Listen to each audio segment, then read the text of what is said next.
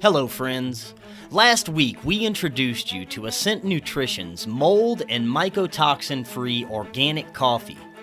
Now it's time to check out their algae oil DHA. The benefits of algae oil DHA are incredible. It supports a healthy brain, memory, focus, clarity, and concentration, children's brain health, and a healthy development. It supports overall cardiovascular health, healthy DNA function, and a healthy inflammatory response. Algae oil DHA also facilitates quantum tunneling of electrons into the mitochondria for energy use. The list goes on and on. It also contains 250% more DHA than fish oil per unit. It's backed by at least 16 human clinical studies. Go check out all the benefits for yourself at goascentnutrition.com and use coupon code FKN to get 10% off your entire order.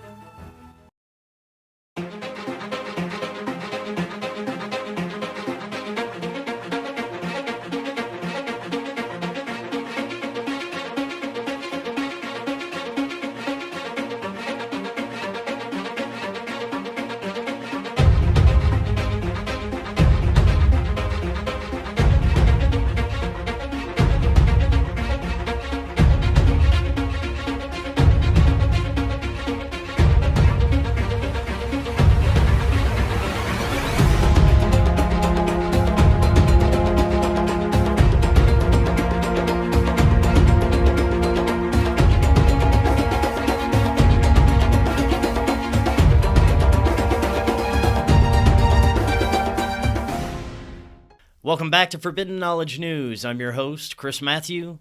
Hosting with me is Ryder Lee. Today our guest is Linda Anthony Hill. First, we have a couple of announcements. Forbidden Knowledge News, of course, is always available on Rokfin, Minds, Odysee, Rumble, and all podcast platforms. We're limited on YouTube. Rokfin is where you find our premium content, as well as all the premium content from every creator on Rokfin. Go to rokfin.com/FKN+, or click the link in the description to sign up. Our website is forbiddenknowledge.news. It's the home of the Forbidden Knowledge Network. You're going to find awesome podcasts from our community there. All those links are in the description. And finally, check out our friends at C60 Purple Power. C60 may be the most powerful antioxidant known to man. The benefits have been personally outstanding, but go check them out for yourself. Click the link in the description and get 10% off your order plus free shipping. Today I want to welcome Linda Anthony Hill. She is an award-winning author and proprietor of Hill House Manor in Gainesville, Texas. She and Hill House Manor have been featured on television, radio, as well as the subject of several documentaries. This has given her a unique perspective on what does and doesn't work in capturing evidence at Hill House Manor. Linda, welcome. How are you doing? Good. How are you? Excellent. Hosting with me today is Ryder Lee from Raised by Giants. Ryder, how you doing? Doing lovely, Chris. Thanks so much for inviting me. I'm very much looking forward to speaking with Linda about her experiences. Of course, this is going to be great. Now, I've always been fascinated with hauntings and areas of high strangeness or strange energy, and Hill House seems to definitely be a notable location for all the above. I can't wait to get into this discussion today. Linda, this is your first time on. Let's hear more about yourself, your background, and what brought you to get involved with Hill House. Well, my husband and I bought it quite by accident. Now, it is in Galveston, Texas, right? No, Gainesville. Gainesville, Texas. Okay. It's right up near the Oklahoma border. Gotcha. We're about 20 minutes from the world's largest casino. So a lot of people will come to investigate and set up everything and then slip out to the casino for an hour or two and come back and start checking their cameras and what have you. But anyway, it started with a 1031 exchange. I sold a building in another city, and it was a commercial building. And in order to do a tax savings, we had to buy a commercial property with the proceeds. So my husband found these properties about an hour and a half north of where we lived at the time that were all connected. They were commercial properties in that they were rentable as residences. And we made an offer, and, negotiations went back and forth. And at one point, they said that it was all or nothing. We had to take all the properties or there was no deal. So we agreed and told them what our offer would be on all the properties. And then suddenly it was, no, you can pick and choose. And so we started picking and choosing. And this house, we chose not to put on our list because I loved the house. It was a beautiful house, but I just had a feeling about it that it wasn't going to serve as a rental property the way we wanted it to. And when we told them that, they came back and said, no, it's all back on the table. It's all or nothing. It was like, if you don't take this house, you can't have any of the houses. So we, negotiated some more and ended up with this house as part of the package. There were like 12 properties in this little 3-block neighborhood. And this house was the biggest house in the neighborhood, and it was in the best shape. It was rented. When we signed on the dotted line, it was rented. And by the time we got up there to start making renovations, it was empty. They had moved out. And over the course of a couple of years, we started upgrading the neighborhood. It was a low rent neighborhood when we started. And we started making changes, moving out some of the tenants and moving in better tenants, shall we say. And it settled down. Within a couple of years, it settled down as a neighborhood into a nice little neighborhood with families in it and children playing in the, streets, and, a nice little neighborhood. Old, but nice. But this house, Hill House Manor, which wasn't called Hill House Manor at the time, I made that up. But Hill House Manor, we couldn't keep tenants in it. They would stay anywhere from 2 months to 6 months. No one lasted more than 6 months. And we didn't know why. We didn't understand what was going on. But finally, after 2 years, we said, this is not really profitable to rent this thing out and have it turn around in 2 months. There's so much work to be done after someone moves out of a house. You have to completely repaint the inside and patch up walls and redo things. We said, we're coming up here every weekend to work on properties in the neighborhood. We'll just turn this into our weekend house and use it as an office. And, we'll make use of it, but not as a residence. And one afternoon, my husband was showing a property across the street for rent. And the woman he was showing it to pointed to this house from across the street and said, that house is haunted. My aunt lived there 30 years ago, and it was haunted then, and it's still haunted. And my husband was like, oh, well, that could explain some things. And he told me about it. And I thought, well, if I moved into this old house in a small old neighborhood and all the neighbors were telling me that the house was haunted, then sure, every time something went bump in the night, I'd think it was a ghost and I would get scared and leave. And I wrote it off as that. Just, people in the neighborhood telling people that it was haunted. But then we started staying there on weekends while we were working on the other properties, and we had things happen to us that weren't things going bump in the night. Things would disappear and look high and low and not be able to find them. And then 2 days later, they would show up right where they had been or someplace else in the house. And that was just the tip of the iceberg. I had one story that got me on My Ghost Story on TV. Now, Now, yeah. Before we get to any of the other stories, did you find out eventually about a history of the house and what could have been maybe a cause for this energy? I searched the records. It's the county seat, so the courthouse wasn't very far. And I was coming up during the week and working sometimes too. And I would go over to the courthouse and spend time going through the records, trying to track down anything I could find about this house. And I couldn't find anything. The meets and bounds descriptions didn't fit this house.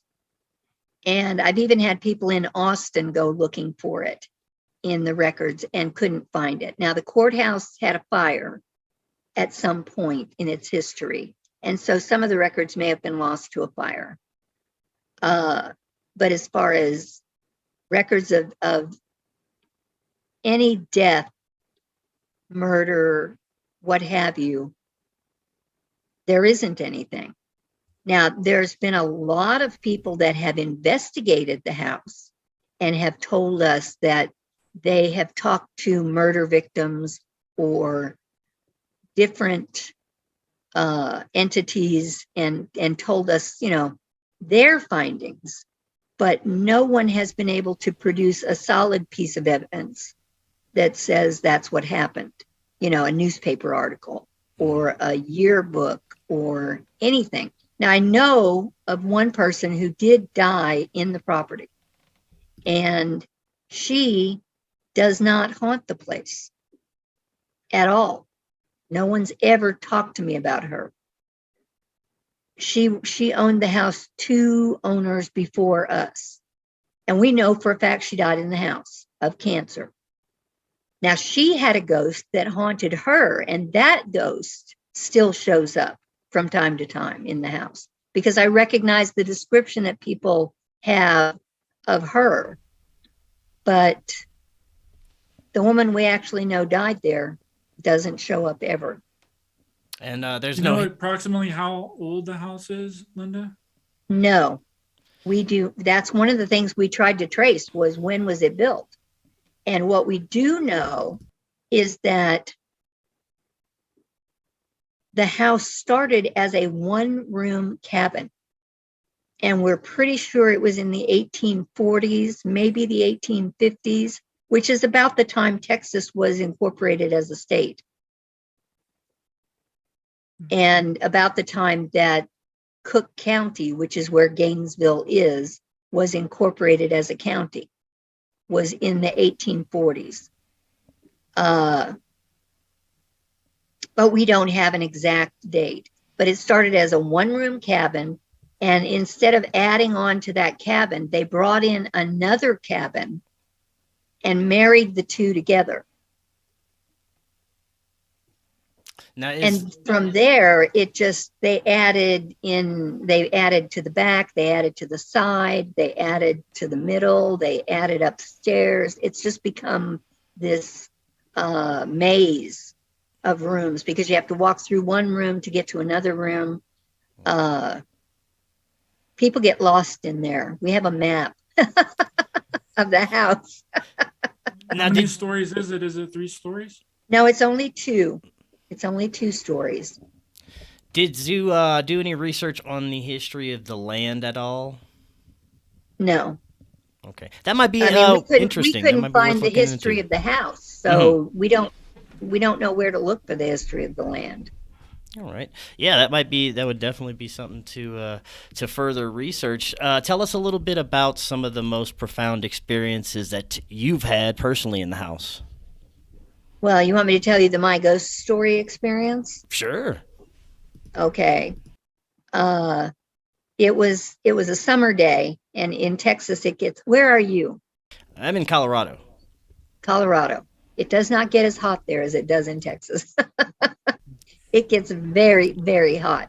It'll be 110 degrees outside midday. And it was about midday that I was working on ripping carpet out of a bathroom. Why people put carpet in a bathroom, I will never understand.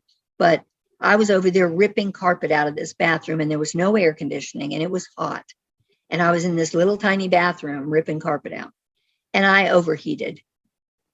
And so I decided I'm going to go back to the house and take a shower and cool down. And we had air conditioning in the house, just window units, but it was air conditioning. So I got back over and I'm undressing to get into the shower. And my husband had already quit for the day.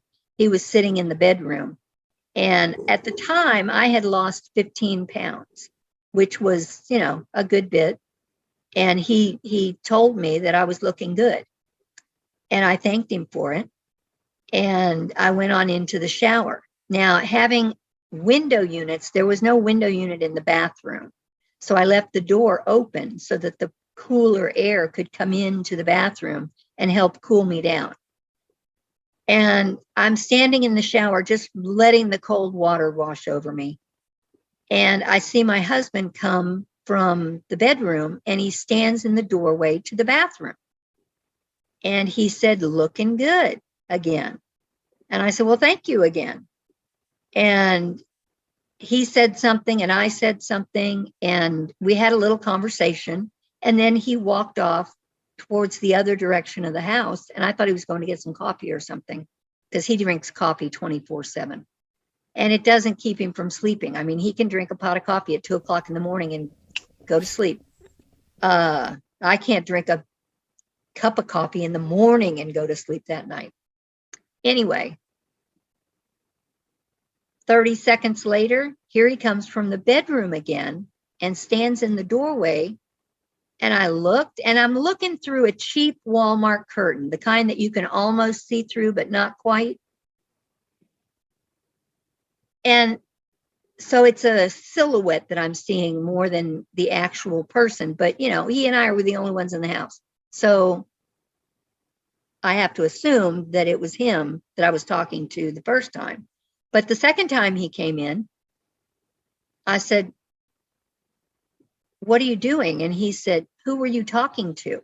I said, I was talking to you. He said, I've been in the bedroom. I haven't been out here. And I was like, holy shit. I understand now why people wouldn't stay in this house. That's freaky. It wasn't my husband. And then we come to find out that it may have been my first husband, who died of cancer like 15 years before. And that's another story. But someone recognized him as an apparition that they saw in the house. And it well could have been my first husband that I was talking to, and who was talking to me. So that's my most memorable story of me personally having a conversation with an apparition. That's interesting. Now, what about other folks? Have we had reports from other people having unexplained phenomena throughout the house? Oh, yes. Tell us a few of those. Well, I have a lot of pictures, and some of them are on the website. There was one group that used to come every month for years. They would come every month as a group and just study the house. And there was one room that they were intent on studying, and it had a mirrored door in it.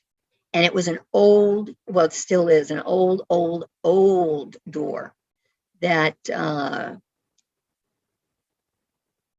you know how old silver-backed doors tend to pucker and the silver starts coming loose, and they just have all these details in them. And you could pareidolia all kinds of things into this mirror.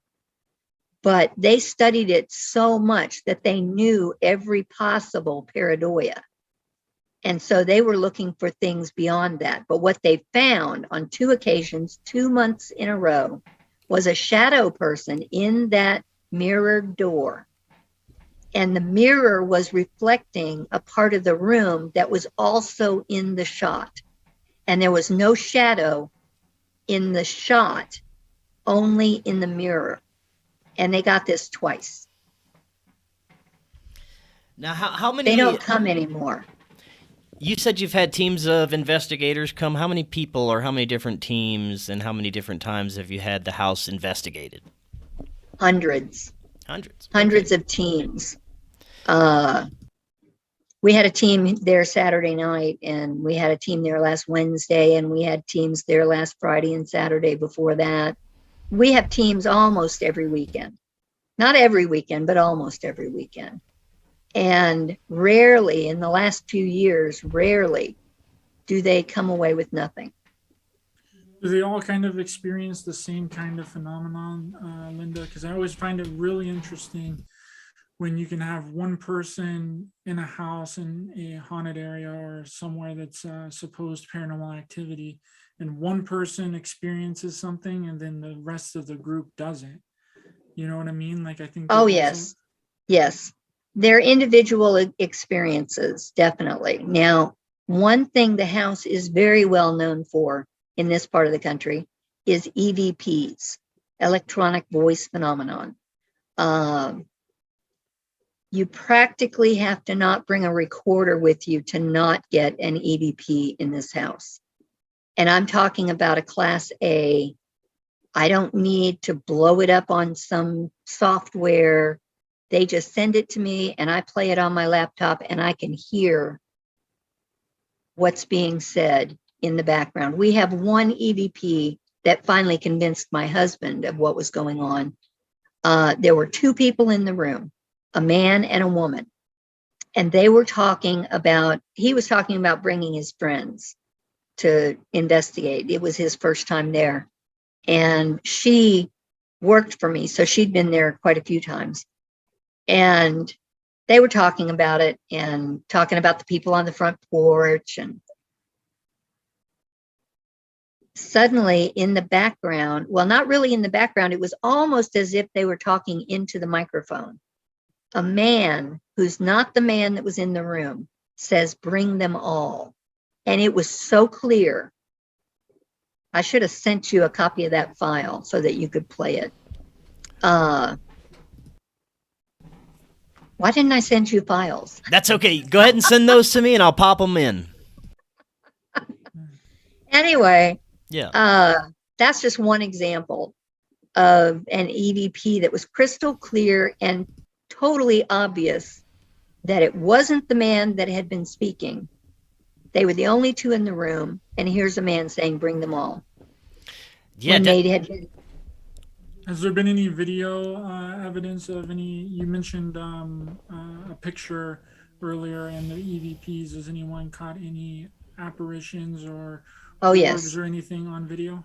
Oh, we call them dorbs at Hill House because it's a very dusty place, and the odds are it's dust. But there have been some orbs that seemed intelligent. And there have been orbs that many of us have seen with our own eyes. This is not through a camera, not through a video recorder or a video camera. This is with our own eyes, a ball of light floating through the air.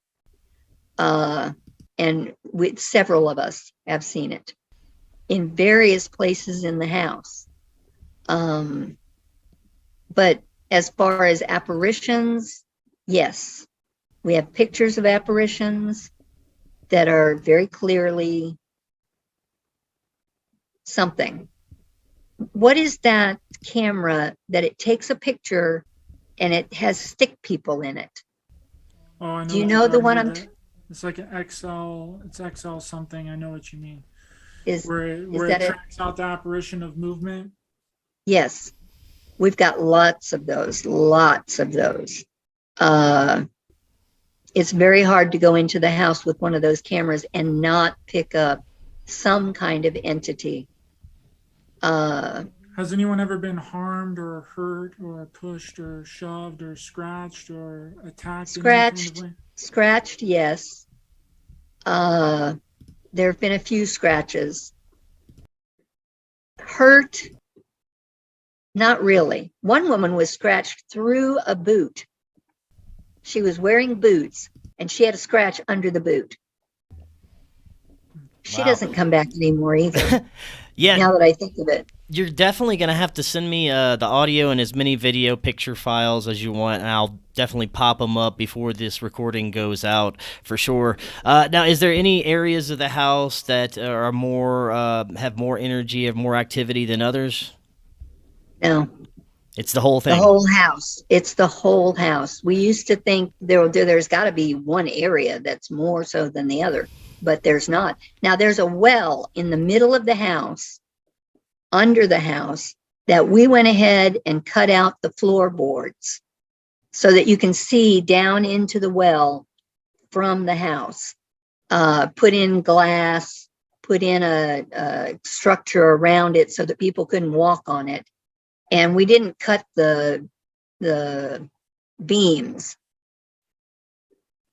Is that what they're called? The 2x6s? Right. We didn't cut those. So you've got to look through, a couple pieces of wood, but you can see down into the well. But also you can see that there is a well. And that's always been an active area. And people say, I've had people tell me that is a portal. But then I've had people tell me that the whole house is a portal. Well, that's what I was just going to get to. You've had plenty of investigations. What are some of the conclusions that these investigators have come up with as to the causes? You have, like you said, portals, negative residual energy, actual hauntings, spirits. What did some of the so-called experts think about what is causing this? Most of them think that there's some kind of portal either in the well or in the house itself, or that there are several portals in the house. Because the weird thing is the whole neighborhood is old, but nobody else has activity but this house that we're aware of. And I have personally worked in several of the houses that are contiguous to this house. And I've never had any activity in any of them. But this house is very active. Well, it's interesting how they would build the house on top of the well. Like, why would you? Well, when they originally built the house, the well was in the backyard. But then they expanded. And when they expanded, they didn't bother to cover up the well. They just built the house over it. And I assume you've had psychic mediums or intuitives. Oh, yes.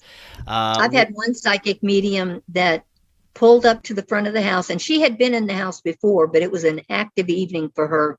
They were doing seances over at the hanging tree location. And I'll tell you about that in a minute. Yeah. But she had been over there doing seances with a group. It was a large event. And they brought her over to the house where she was supposed to continue to do readings, like a gallery reading. And she wouldn't get out of the car. She said, there's just too much activity tonight. I can't handle it. She could tell from the car that she was not going in that night. And she didn't. But yes, psychics. I've never had a psychic tell me there was no activity in the house. They always experience something. Now, regular people don't always experience something, but usually if you've got a group of people in the house, at least one of them is going to have an actual experience where they get touched or they get like a chill, like, a cold hand grabbing their leg or something, something like that. And they always get EVPs. It didn't used to be that way in the first year, I'd say. But as the more people came, the more the activity ramped up. I mean, it was active from day one. You mentioned something, a hanging tree. What is this? Yes. Okay, if you go online to Google and type in The Great Hanging, it will take you to Gainesville, Texas. This doesn't sound good. No, it's not. It's The facts are not fully clear on exactly what happened. Well, we know exactly what happened, but why what happened. At the beginning of the Civil War, now we're, like I said, right on the border with Oklahoma, which at the beginning of the Civil War was not a state, it was Indian territory. But there were people trying to settle Oklahoma. So there were people that were north of the line, the state line, and there were people that were south of the state line in Gainesville and Cook County. And they had kind of a cattlemen's association kind of thing where they would meet once a month and discuss, whatever those people discuss. And there were people in the group that disagreed with Texas siding with the South. They felt like it might have been better to side with the North. And there was a Southern encampment of soldiers not too far from Gainesville. And somehow word got back to them and the leaders of the city that, there were people in this group that objected to being aligned with the South. And they were unceremoniously rounded up. And in the following 2 weeks, 42 men were hanged. They started with 4 or 5, and there was a tribunal. And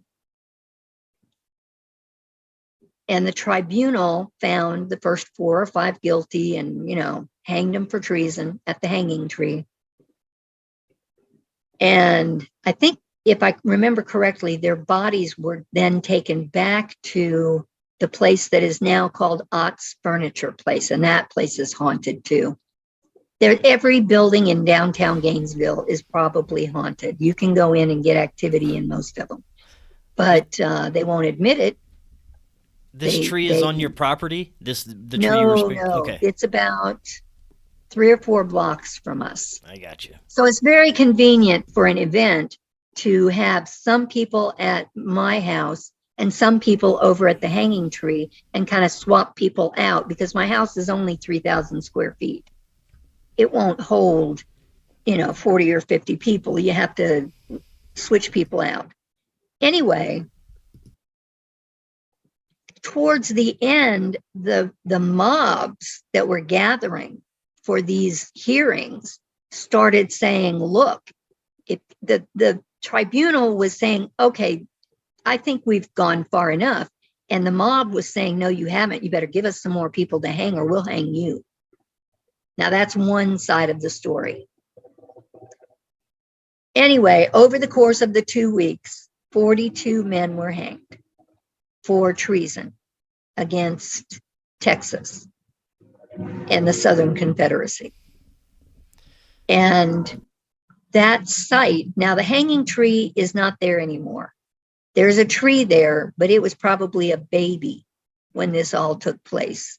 Are you hearing the train? Yeah, that's probably what I heard. That's also another reason that people cite for the house having activity, is the energy from the train. It's very, very close to Hill House. Now, I'm not in Hill House right now, but I'm only about a house away from Hill House. The train goes by, it's on a limestone bed. The vibrations from a train are said to travel about 1,000 yards, I think, maybe feet, I don't know, but whatever it is, we fall in that zone. And they're saying, given the vibrations, it could create a lot of energy through the limestone and provide energy to the house. Of course, why that wouldn't apply to the rest of the houses in the neighborhood, I don't know.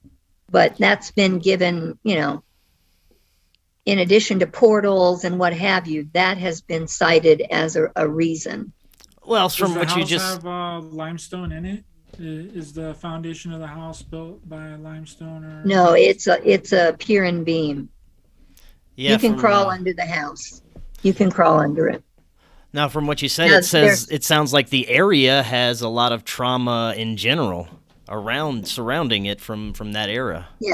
Yes, it does. And to go a little further, now we have no proof of this, but a lot of people have confirmed that this was probably a speakeasy during the prohibition days, that this was probably a speakeasy. And from what we know about speakeasies, there were probably ladies of the evening in the upstairs bedrooms. There was probably a card room, which oftentimes were known to end in somebody getting shot or stabbed or worse. And there's evidence to support the fact that it might have been a speakeasy. You know what a speakeasy is? Yes. Oh yeah. Okay. So there's that. That's very interesting. Ryder, any other questions about the house or anything surrounding that? Where would you rate the house on I know that it's, the most claimed to be the most haunted house in Texas. Where on the level of the most haunted in the United States do you think that it would fall on? Well, HGTV put it at slot number 10 when they did a special, the creepiest homes in America. Now, this wasn't the most haunted. This was the creepiest homes in America. And we were number 10. That was a special that was done a few years ago.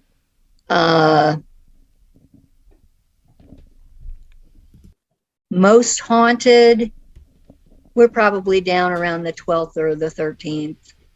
I mean, we're not as active, I don't think, as like the Axe Murder House or whatever it is, or the St. Mary's or St. Mary, the Ship, or the Winchester House. I mean, there's places that are worse. Have you experienced? Oh, I'm sorry, I didn't mean to interrupt you. I just want to know if was the first time that you had experienced anything paranormal, was it in that house, or had you experienced any paranormal activity before? I had experienced paranormal activity. I didn't really know that it was a thing until this house started happening to us. And that's what happened. It happened to us. We discovered it was haunted and told a couple of people, and they wanted to come investigate, and they told their friends and they wanted to come investigate. And finally I said, you know what, would you pay to come investigate? And they said, sure. And I said, now this was back in 2007. I don't even know if Ghost Hunters was on yet. And finding ghost hunters wasn't as easy as it is today. Today you can throw a rock and hit a ghost hunting team, but back then you couldn't. Our first team that came and investigated came up from Galveston. That's probably where you read about Galveston. And they left in the middle of the night. And on the way out said, by the way, you do have activity. And that was our first, indication that it was in fact haunted. I forgot where we were. Have you had any big time paranormal investigators come to investigate your property? Like you just mentioned ghost hunters, and there's ghost. What are you familiar with? Are you familiar with Brian Harnois? No, I'm not. He was on Ghost Hunters the first season. He was one of the original Ghost Hunters. He passed away, didn't he? No. Of a different guy. You're thinking of a different guy. Okay. He's still around, but he dropped out of the paranormal. And that's where we were. Me and my paranormal experiences. I thought they were just weird things that happened around me. I used to own a dental laboratory, and there were times in one location that people would hear someone calling my name. I wouldn't hear it, but they would hear it and think that it was another person in the lab calling my name, and they would go to see if they could help since I was obviously too busy.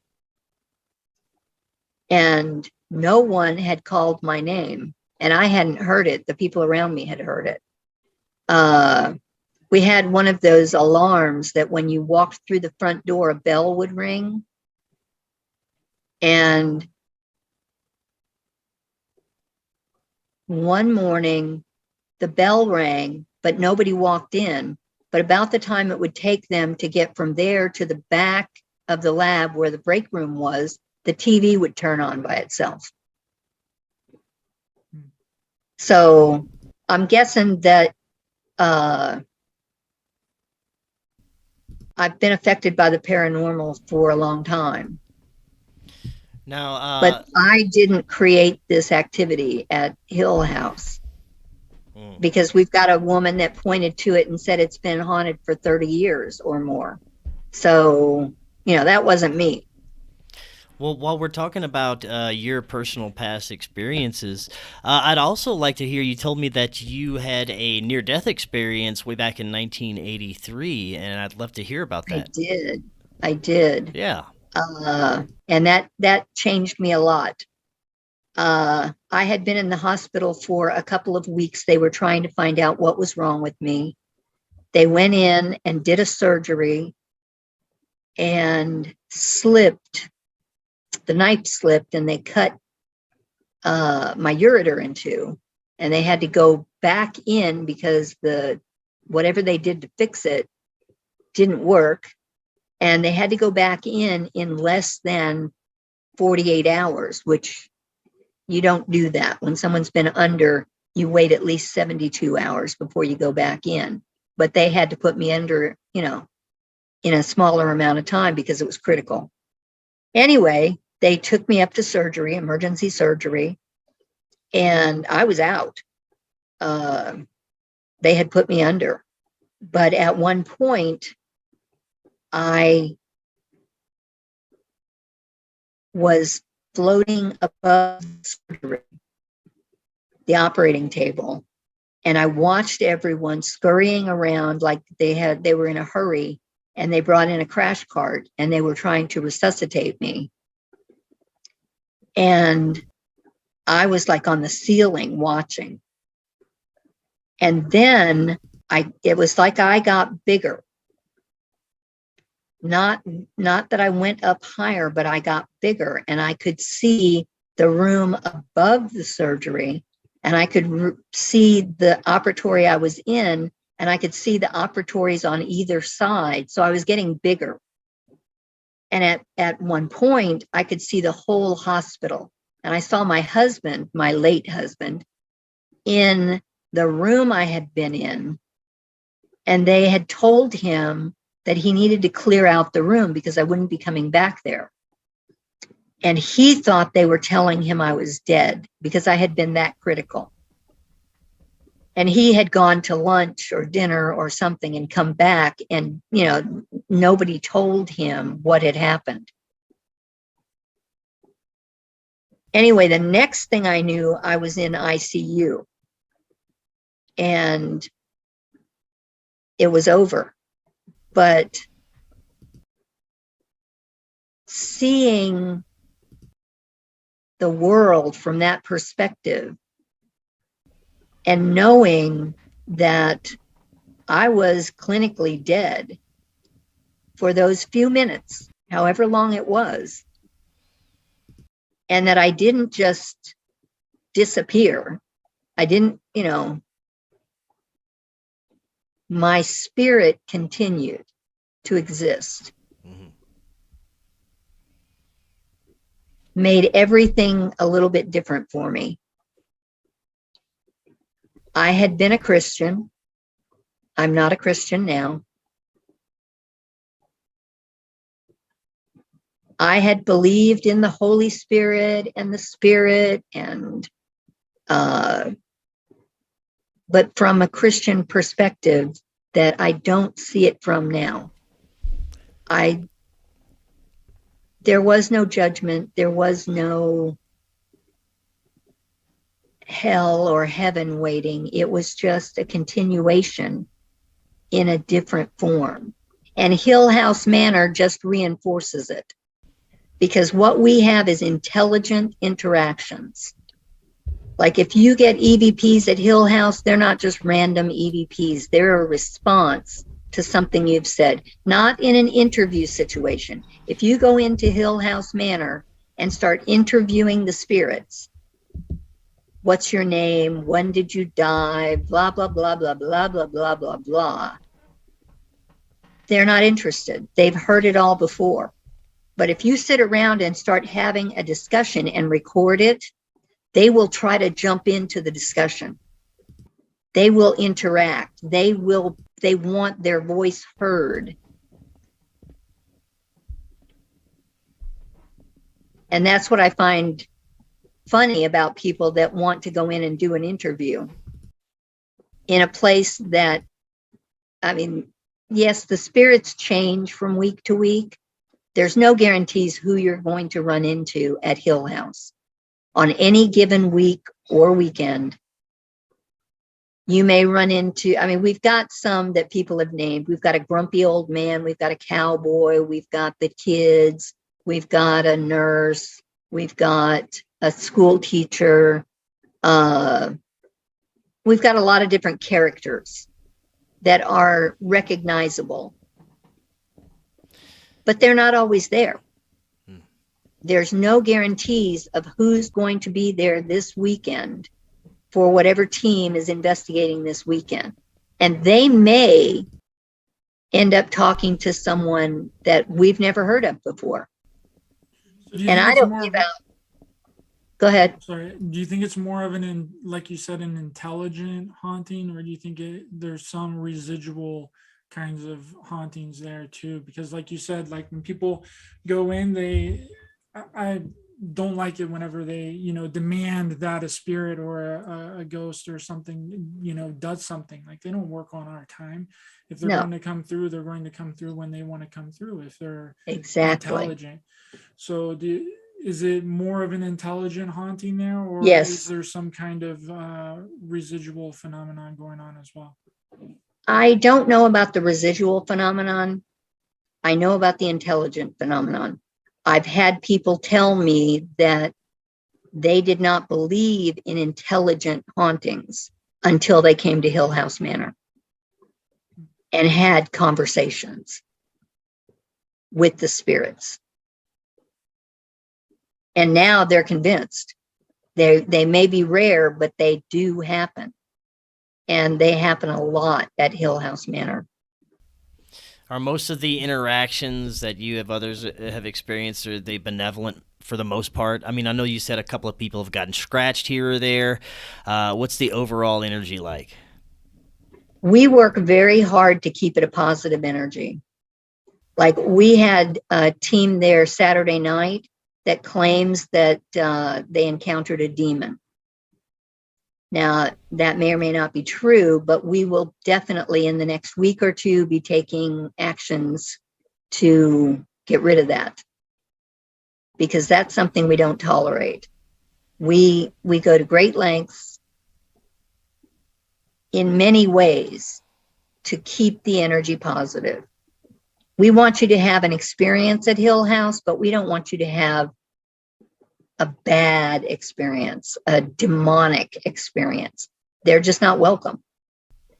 Well, unfortunately, Linda, people are scared of what they can't understand anyway. So it might not have been something negative. They just perceived it to be negative. And then, well, they claim to have an EVP where the creature was screaming Zozo or Zuzu or something like that, a demon name.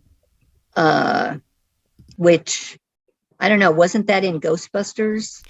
Well, we've come to learn, I've had a lot of different paranormal investigators and personalities and researchers on that, a lot, when you're dealing with a lot of this stuff, there's tricksters. There are spirits or energies that want you to think something that they aren't, maybe either for attention or they're stuck in a certain, consciousness aspect.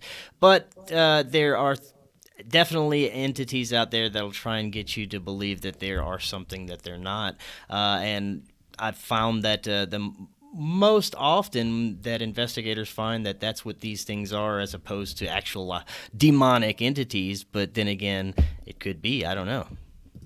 Well, we had an instance one night that a woman came out to the front porch. We have a great front porch. It's enclosed on 3 sides so that you can be in the weather without being in the weather.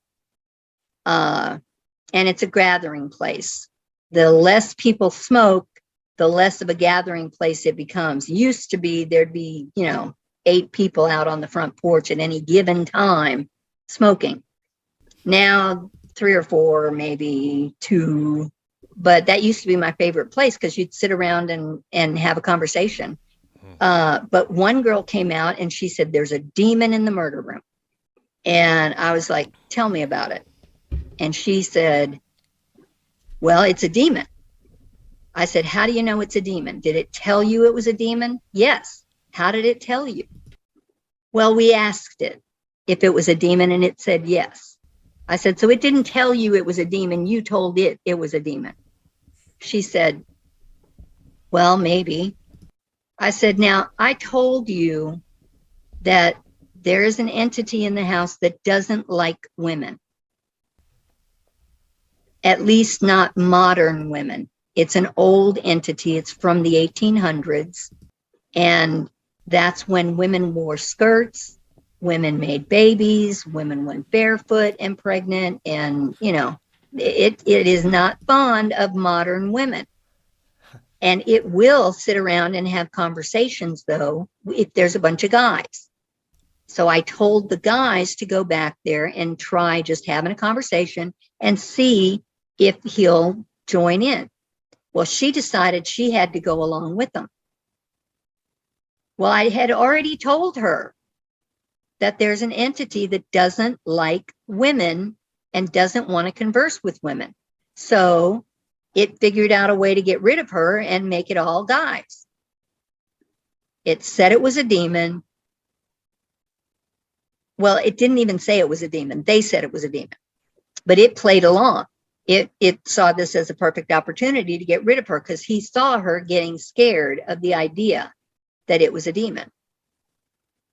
So she left and they continued to have their conversation and they got some EVPs and there was no more discussion of demons. But if I hadn't stepped in, that story would have been out there that they had found a demon in the murder room and, oh my God, blah, blah, blah, blah, blah. Mm-hmm. But I did step in and show her that logically it wasn't a demon. It was just a spirit, a curmudgeon old man pretending he was a demon to get rid of her. And that was the last we heard of that. I don't think that's going to be the situation with what happened last weekend, but who knows? I will get to the bottom of it and do what needs to be done. Now, when you say do what needs to be, what would be your protocols if you were to find something nefarious there? I would first try to handle it myself with saging first and reclaiming the house and basically telling it that it's my house, it's not welcome, leave, do all the things you do. And if that didn't work, then I would call in the heavier guns. I have friends that know how to deal with these things and that I can call on when needed. Mm-hmm. Very good. Any other questions, Ryder? Have you had to do that before? Have you had to call in somebody to remove Yes. a negative entity? Yes. Now, I'm not saying it was a demon, but it was definitely a negative energy that I didn't know how at the time. I might have been able to, if it was now, I might be able to deal with it. But at the time, I didn't know enough to know how to truly cleanse the area. When we first started giving tours and having investigations, we had a girl who was a psychic. And I mean, this girl was a psychic who got paychecks from the FBI for helping solve murders. So this was, in my opinion, a true psychic. She came through on the tour, and as we were walking through the murder room, and this is how the murder room got its name, by the way, she said, "There's a dead guy right here in the path of where we had been walking." And I said, "Do tell." But I didn't know enough at the time what questions to ask. But she said, "There's a dead guy here. He's laying on the floor, and he grabs at people as they walk through. He grabs at their legs or their calves or, whatever." And that explained cold spots on people's legs and shirts or coats being tugged, pants being tugged, that the person involved didn't even know about it. It was someone in the rest of the group that noticed, the shirt being tugged or whatever. Anyway, she didn't say, "There's a murder victim laying on the floor, stuck." She said, "There's a dead guy." But everyone in the room started spreading the word about the murder victim. So that's how the murder room got its name. But when we found out that there was a being stuck, we found a spirit rescue group. And in fact, that was their name, Spirit Rescuers. And we had them come in and rescue the spirit. Now, I have a different philosophy on that too. You don't cross these spirits over and they're gone. You free them from the location they're stuck in. And they're free to come and go as they please in the future. I truly believe that there is no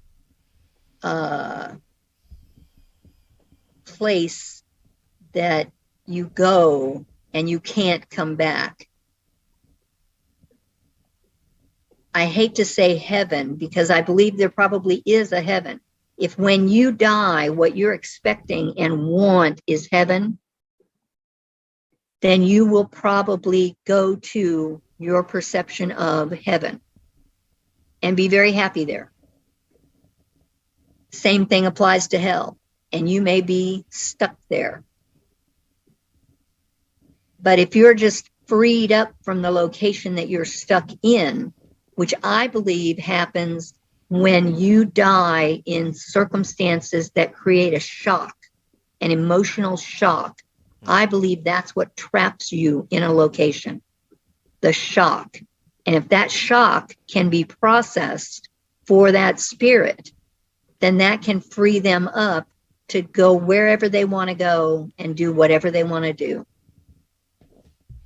That's my philosophy. I think that's somewhat accurate. I have a couple of friends that actually do what they call astral spirit rescue, where in astral states they can actually find spiritual entities that are trapped in certain frequencies or certain lower densities and get them free from whatever they're stuck in, for whatever reason they got stuck there.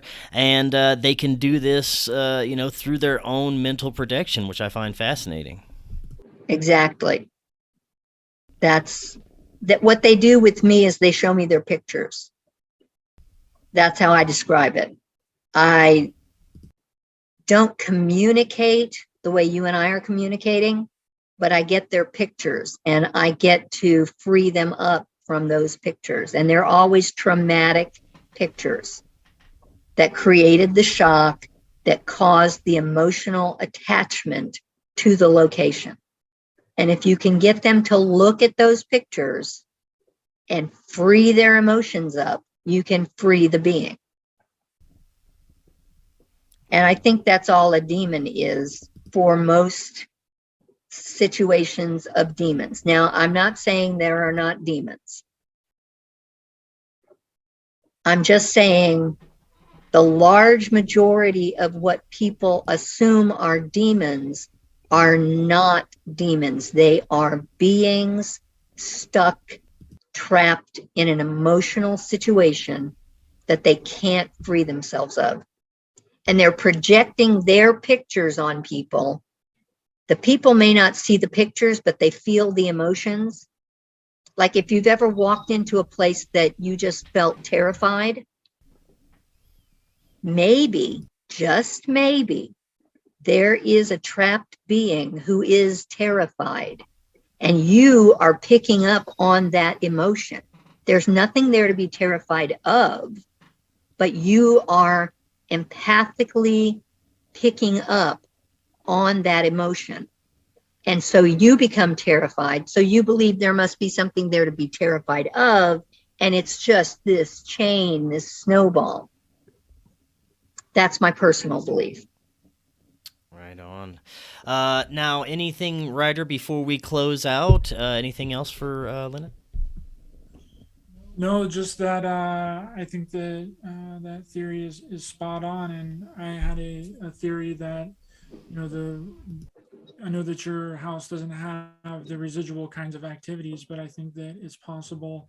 You're talking about the trap, and when people die and they cross over, they can get stuck in this kind of memory of themselves whenever they were alive, and they keep living out that memory over and over and over again. And I would agree. What creates the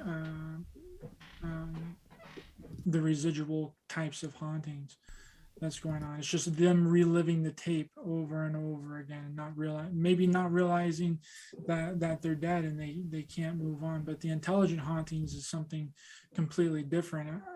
I don't really, logically, I can't wrap my brain around why, if they're intelligent, and they can see us, why that they would be trapped. If they can communicate with us and that they can move objects, if they can touch us, then I haven't quite figured out how or why that they would be able to be like in any kind of trap. Because if they could see an object and be able to move it or touch someone in the physical world, then that they would have to realize that, that they're dead, right? I don't know. That's just my thought process on it. But thank you, Linda. I appreciate you a lot. Yeah, Linda, any comments on that before we close? I agree. An intelligent haunting. I think that we probably had more residual hauntings when we first started than intelligent hauntings. But like I said, we would go in and free them up. And they like coming to play at Hill House just as much as investigators like coming to play at Hill House. It's something to do. I mean, eternity is a very long time.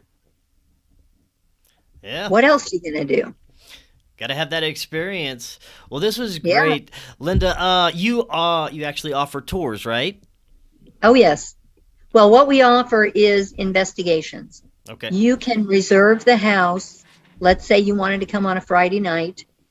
You could get there anytime between 2 in the afternoon and 8 o'clock. We've even had people arrive as late as 10 or 11.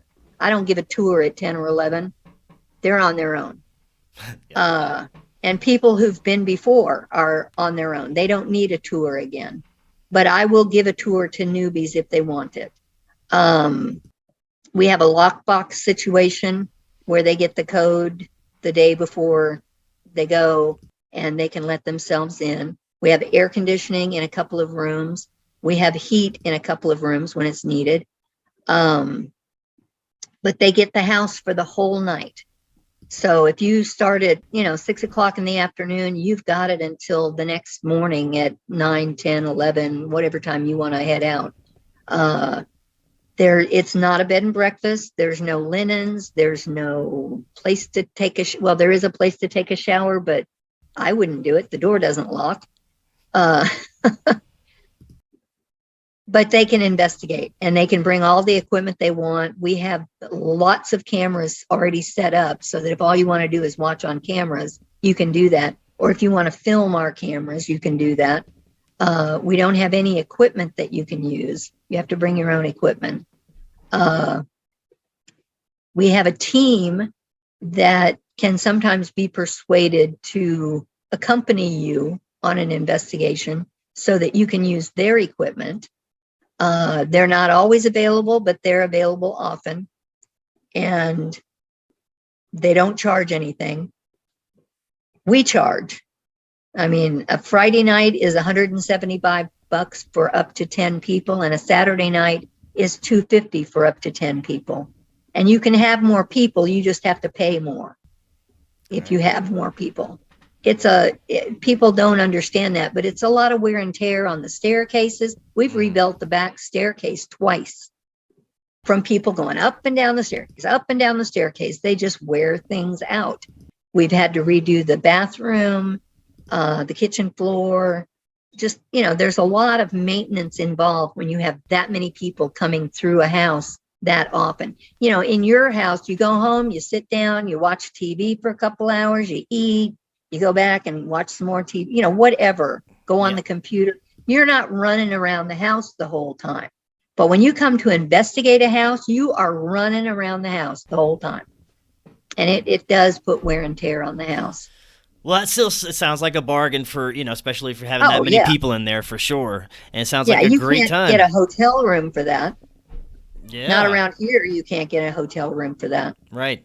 Man, yeah, I definitely, if I'm ever passing through there, I'd definitely love to check that out myself. Give people the website and how they can get in contact you if they'd like to. The website is hillhousemanor.com. Manor is MANOR. The best way to get in touch to reserve a night is to email me at linda@hillhousemanor.com. That's about it. Great. Well, Linda, this was great. Thank you so much for coming on. I hope that we get some people coming over and visit you. Thank you for having me. I had a good time. Great. Well, we'd have to talk again in the future for sure. And until next time, everyone, have an excellent evening. We will talk again tomorrow. We'll see you then.